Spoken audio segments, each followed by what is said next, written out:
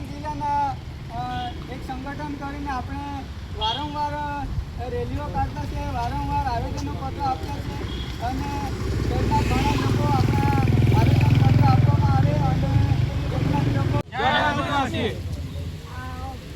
મારું નામ છે મનીષાબેન, હું આહવાથી આવું છું અને મારે ખાસ કહેવાનું છે કે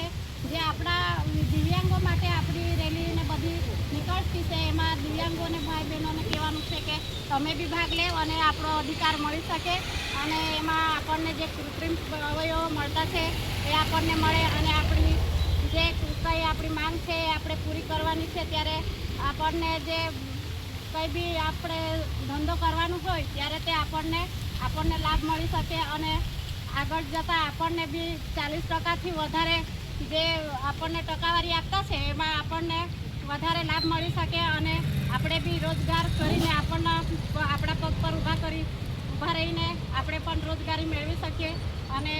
સરકાર જે આપણને સહાય કરવા માટે 1000થી એના કરતાંથી વધારે આપણને સહાય કરે કે અમારી માંગ છે કે 5000થી વધારે સહાય આપી શકે અને એ સરકાર માટે હું વિનંતી કરું છું કે અમારી રોજગારી પૂરી કરવા માટે અમારો અધિકાર આપવો જોઈએ।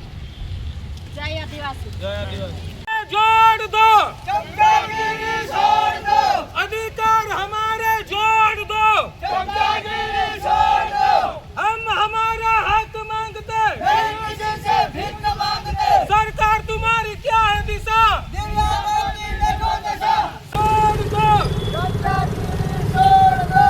अधिकार हमारे जोड़ दो। અમારા નગરે નવા છો પરંતુ અમે 2021થી આ દિવ્યાંગો માટે કે પછી વિધવા બહેનો માટે કે વૃદ્ધ પરિવાર માટે કે શિક્ષિત વિદ્યાર્થીઓ માટે અમે હંમેશા સંઘર્ષ કરતા આવ્યા અને માન્ય કલેક્ટર ઓફિસે ધરણા આપ્યા, હજારોની સંખ્યામાં અમે રજૂઆતો કરી, પરંતુ અમને એવું લાગે છે કે અમારા મૌલિક અધિકારો છીનવાય છે। આર્ટિકલ 19(1) એ આર્ટિકલ 19(1)(b) અને 41 જે દિવ્યાંગોને અલગ રીતે એમના અધિકારો આપવામાં આવી રહ્યા છે 41 કલમના અંદર અને બીજું અમે આવેદનપત્ર આપીને થાકી ગયેલા છે।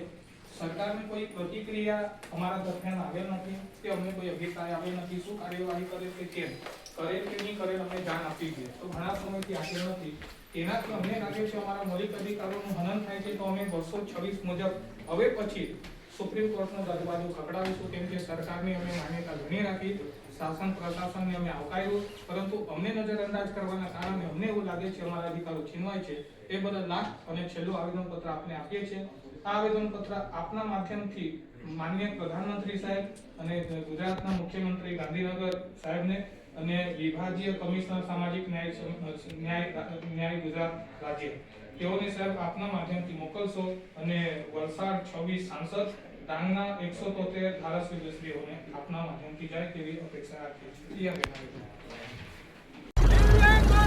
आंदोलन हो या कोई मोर्चा, आंदोलन हो या कोई मोर्चा, रहते सबसे आगे,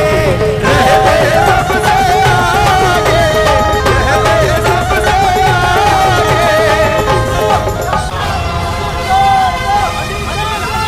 इसकी कसम है हम तो अपना शीश कटा देंगे।